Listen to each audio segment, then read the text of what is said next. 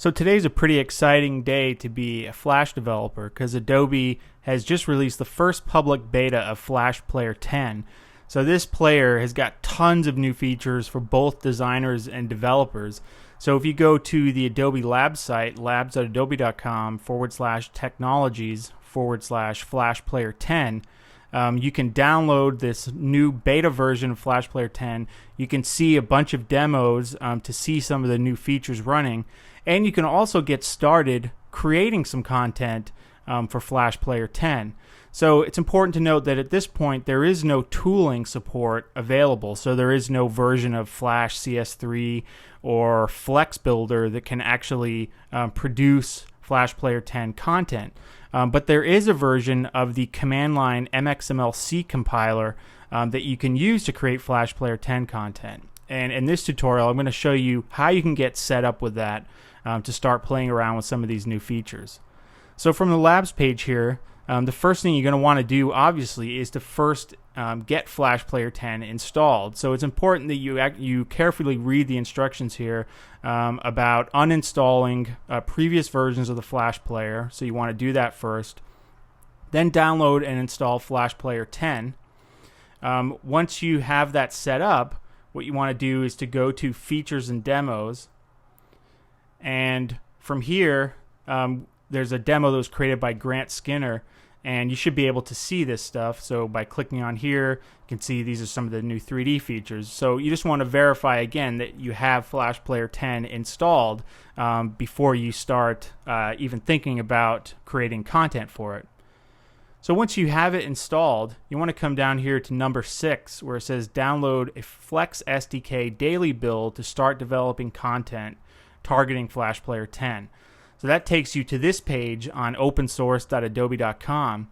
And it's, again, important that you follow these instructions kind of to the letter if you want to get things working correctly.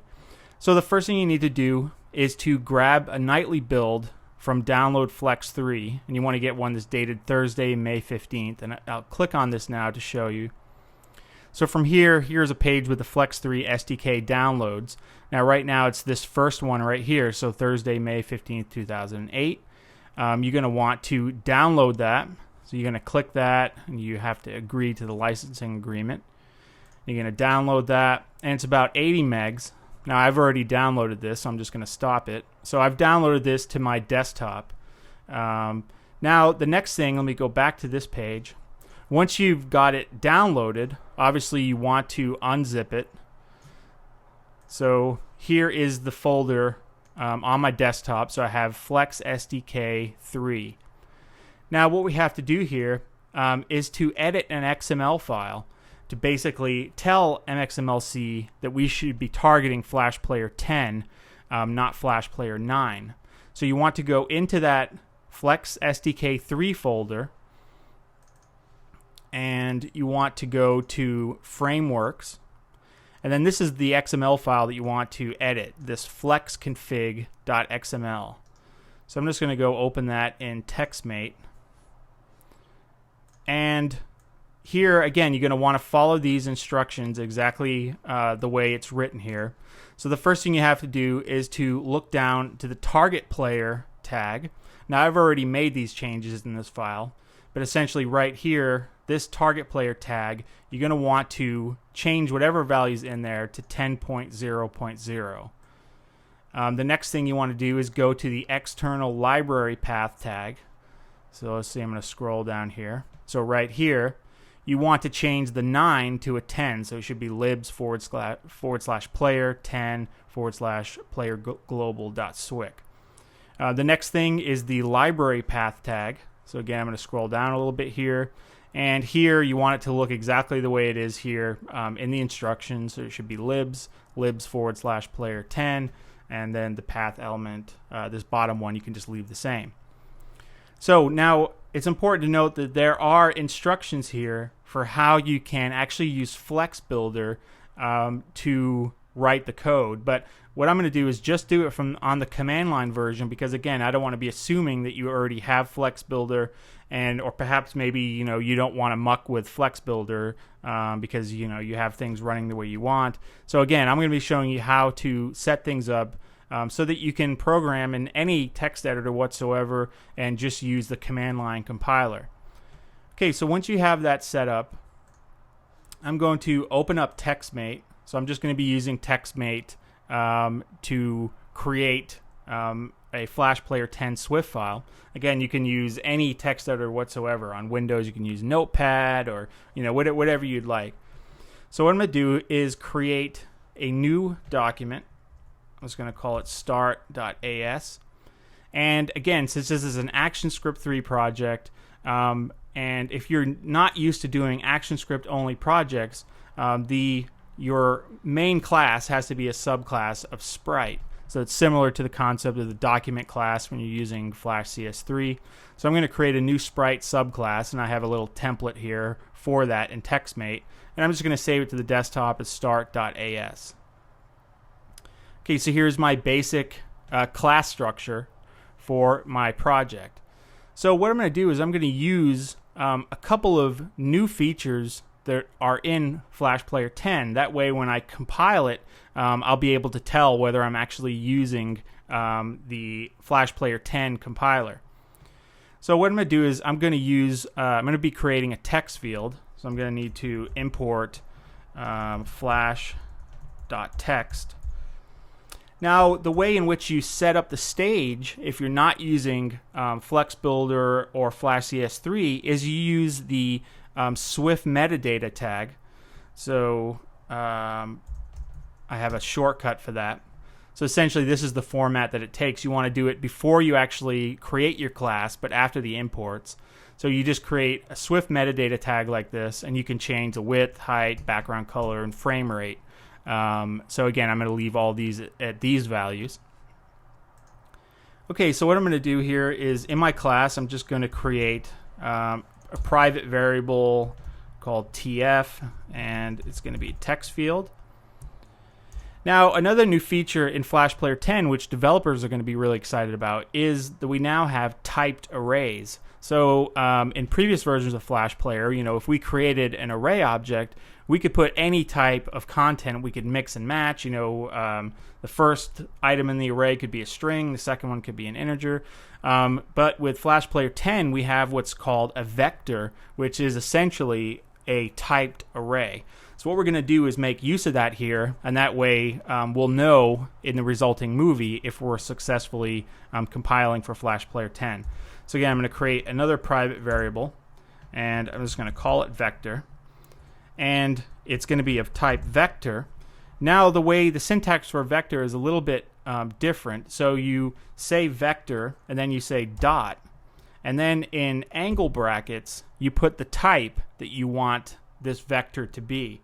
So we're going to do it of type string. So essentially this is similar to creating a new array, but we're saying every item in this vector needs to be a string, and if not, we're going to get a compile time error.